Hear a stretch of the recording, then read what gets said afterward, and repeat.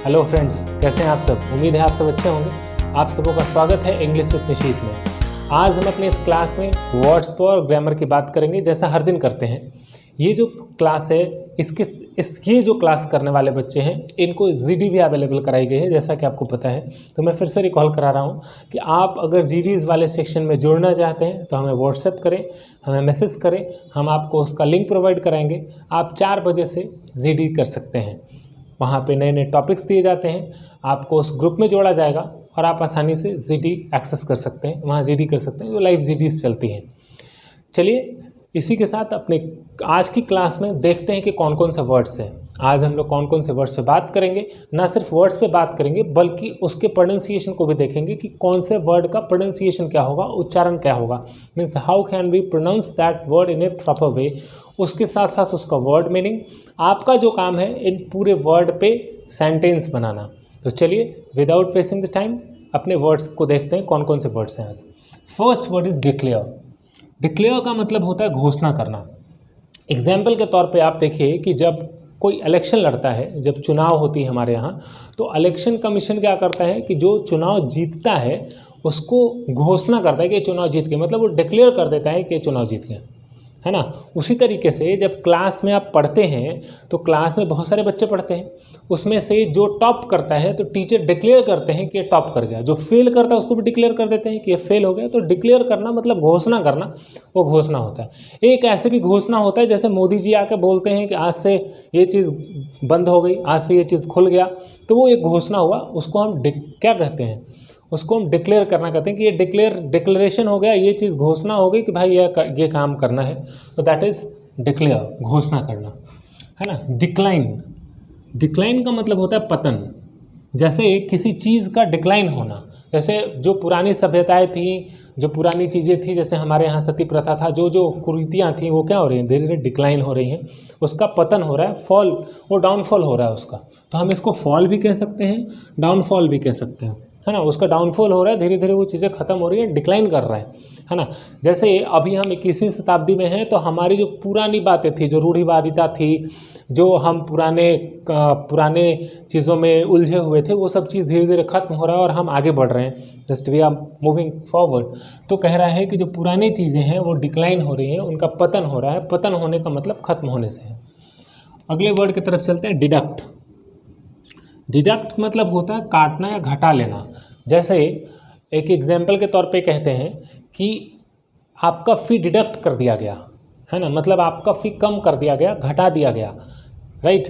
आपकी जो फ़ी है, आपने जो भी पेमेंट करा, इसमें से हम चलो इतना नहीं लेंगे, डिडक्ट कर देते हैं। जैसे आप एक दुकान में जाते हैं और दुकान वाले को कहते हैं, दुकान वाले से दाम पूछते हैं, दुकान वाला कहता है भैया इस बुक का दाम 100 रुपया है ना। तो आप बोलते हैं कुछ डिस्काउंट दो, तो वो कहता है इसमें ऑलरेडी हम डिडक्ट कर चुके हैं, हम पहले से ही यहाँ पे क्या कर चुके हैं, इस किताब के दाम को घटा रखे हैं, पहले से ही डिडक्ट कर रखे हैं, पहले से ही हम दाम में कटौती कर रखे हैं। तो पहले से ही डिडक्ट हो गया है वो, मतलब पहले से ही दाम घटा हुआ है, पहले से ही कम किया हुआ है। तो that is the meaning of deduct, है ना।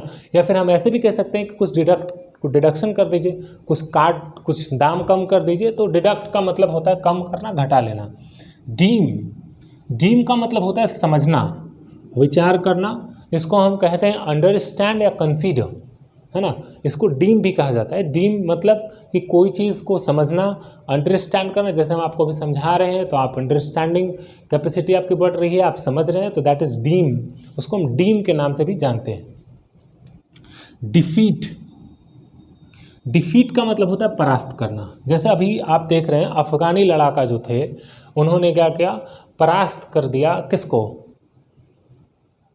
जो अफ़गान के लोग थे, अफ़गानी जो लड़ाका थे, उसको तालिबानी लड़ाकों ने क्या कर दिया, डिफीट कर दिया, हरा दिया। तो ये जो डिफीट मतलब हुआ हरा देना। कभी कभी आप जब इंडिया पाकिस्तान में वॉर होता है तो वहाँ पे हम लोग क्या करते हैं, जो भारतीय फ़ौज जो है वो पाकिस्तान को हरा देता है, तो हम क्या कहते हैं, डिफीट कर दिया पाकिस्तान को। अभी आप देखें मैच में भारत ने क्या किया, डिफीट किया किसको, इंग्लैंड को। तो डिफीट करना मतलब होता है हराना या परास्त करना, हम कहते हैं। डिफेंड मतलब होता है रक्षा करना। हम खुद को डिफेंड करते हैं। एग्जाम्पल के तौर पे हम अलग अलग जगह यूज़ करते हैं। जैसे अभी न्यूज़ में आया, या आप अभी बात करें, आपसे कोई गलती हो गई या आपने कोई गलती नहीं करा, right. Let us take an example, आपने कोई गलत काम नहीं किया, लेकिन आप पे आरोप लगाया जा रहा है कि आप गलत हैं, आप दोषी हैं। तो आप क्या करेंगे, आप खुद को डिफेंड करेंगे, मतलब रक्षा करेंगे। आप उनको बताएंगे कि नहीं, मैं ऐसा नहीं करा हूँ, मेरा कोई ऐसा इंटेंशन नहीं था, या फिर मैं ऐसी इस काम में इन्वॉल्व ही नहीं हूँ। तो आप उसको बताएंगे, मतलब आप डिफेंड करेंगे खुद को, बता के अपरक्षा करेंगे खुद का कि नहीं भाई, तुम जो बोल रहे हो तुम्हारा आरोप गलत है ना। उसी तरीके से अगर कोई कंट्री दूसरे कंट्री पे हमला करता है तो वो क्या करेगा, डिफेंड करेगा, बचाव करेगा, रक्षा करेगा, राइट। या फिर रक्षा तो करेगा ही, फिर अटैक भी करेगा। तो यहाँ मतलब हम डिफेंड से बता रहे हैं आपको। डिफेंड का मतलब होता है रक्षा करना। डिफाइन मतलब होता है परिभाषित करना, है ना। यहाँ पे परिभाषित करना किसी चीज़ का एक्सप्लेनेशन। आपसे पूछा गया कि आप ये बताइए, आप इसके बारे में डिफाइन कीजिए कि क्या है ना। तो जब उसके बारे में परिभाषा मांगा जाए तो आप क्या कहेंगे, उसको डिफाइन कहेंगे, है ना। अगले वर्ड की तरफ चलते हैं, डिलाई। डिफाइन, डिलाई, इसको डिले नहीं पढ़ते, डिलाई। इसका मतलब होता है विलंब।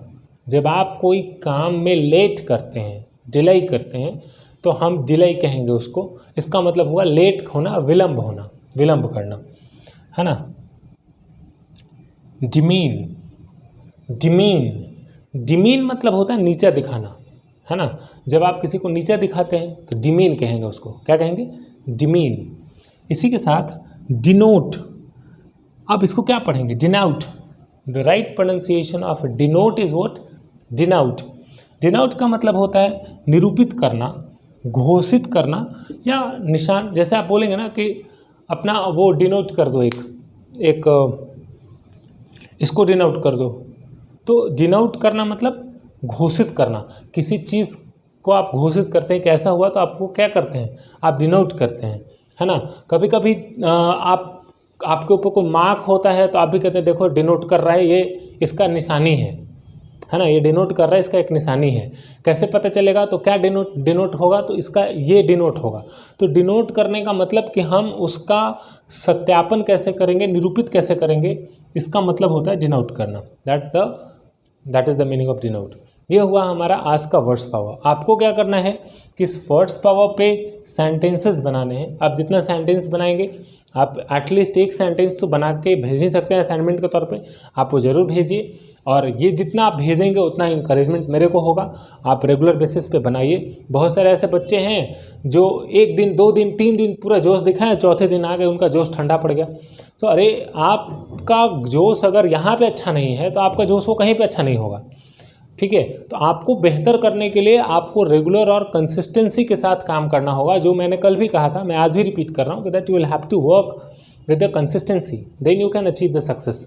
तो चलिए अब हम लोग चलते हैं अपने ग्रामर सेक्शन में, देखते हैं कि ग्रामर के सेक्शन में हम बात करेंगे बोथ हैंड का। बोथ हैंड क्या होता है, बोथ हैंड का मतलब दोनों, सिंपल है। बोथ हैंड का मतलब दोनों।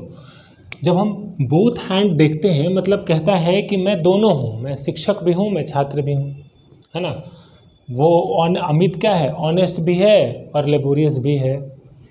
तो इस तरीके से वो क्या है, प्रीटी भी है और क्लेवर भी है। तो जब इस तरह के सेंटेंसेस को हम बोलेंगे तब वहाँ पे हम बोथ हैंड का यूज़ करते हैं। एग्जाम्पल के तौर पे देखिए, सब्जेक्ट के बाद हेल्पिंग वर्ब, स्ट्रक्चर है बोथ, उसके बाद नाउन लिखिए, वर्ब लिखिए, एडजेक्टिव लिखिए। ध्यान रखना है, अगर इधर आप नाउन लिखते हैं तो इधर वाले साइड भी नाउन लिखेंगे, इधर वर्ब लिखते हैं तो इधर वाले साइड भी वर्ब लिखेंगे, इधर एडजेक्टिव लिखते हैं तो इधर वाले साइड भी एडजेक्टिव लिखेंगे, बीच में एंड होगा और इस तरीके से बनेगा। एग्जाम्पल देखिए, I am both teacher and student, she is both singer and dancer, Amit is both honest and laborious, she is both pretty and clever। यहाँ पे देखिए adjective. I spoke both the director and her secretary, मैंने दोनों से बोला, spoke यहाँ V2 हो गया। मैंने दोनों से बोला, डायरेक्टर से भी बोला और उसके सेक्रेटरी से भी बोला, है ना। तो doctor, secretary, director, secretary noun है यहाँ पे, राइट। सी बोथ, वो दोनों है, करती है, डांस भी करती है और सिंग्स भी करती है, वर्ब होगा, ठीक है। तो क्या करता है बोथ हैंड कि ये दो प्रोस्पेक्टिव्स को जोड़ता है कि ये दोनों क्वालिटी है उसके पास, ये दोनों चीज़ है उसके पास। तब हम क्या करते हैं, बोथ हैंड का यूज़ करते हैं। किसका यूज़ करते हैं? जब हम दो सब्जेक्ट जोड़ने की बात करते हैं तब कैसे जोड़ेंगे? एक तो हम लोगों ने देखा कि अब उसकी अगर क्वालिटी की बात करनी हो कि वो दोनों ऐसा है ना, वो क्लेवर भी है और वो प्रिटी भी है, वो ऑनेस्ट भी है, वो बट लेबोरियस भी है, जब ऐसी की बात करी गई है ना, वो टीचर भी है, मतलब एक ही बंदा है, वो टीचर भी है और क्या है, वो टीचर भी है और स्टूडेंट भी है, वो दोनों काम करता है, पढ़ाता भी है और बेचारा पढ़ता भी है। इस तरीके से वहाँ पे चल रहा है। जब हम दो सब्जेक्ट को जोड़ने की बात करेंगे तो अभी तक हम क्या देख रहे थे कि जैसे हम लोग नाइदर नॉर पढ़े, आइदर पढ़े, उसमें हम लोगों ने देखा कि जो हमारा पहला सब्जेक्ट था, पहले सब्जेक्ट मतलब जो हमारा नियरेस्ट सब्जेक्ट था उससे हम वर्ब को वर्ब बनाते थे, उससे हम वर्ब की आइडेंटिफाई करते थे। अगर हमारा नियरेस्ट सब्जेक्ट सिंगुलर हो तो वर्ब सिंगुलर होता था, अगर नियरेस्ट सब्जेक्ट प्लूरल हो तो वर्ब भी प्लूरल होगा। लेकिन बोथ हैंड के केस में ऐसा नहीं है। बोथ हैंड के केस में बिल्कुल बात सिंपल है और साधारण है। बोथ हैंड के केस में जब भी वर्ब होगा वो हमेशा प्लूरल होगा, सिंगुलर होगा ही नहीं। क्या होगा? हमेशा प्लूरल होगा। एग्जाम्पल के तौर पे आप देखें कि जैसे both Ravi and Priya are going to Delhi, both teacher and student are going to celebrate Independence Day, both social activist and leader will be awarded. दोनों का अवार्ड दिया गया, सोशल एक्टिविस्ट को भी दिया गया और लीडर को भी दिया गया, right. Both teacher and student, दोनों छात्र और शिक्षक जा रहे हैं कहाँ? सेलिब्रेट करने इंडिपेंडेंस डे को, है ना।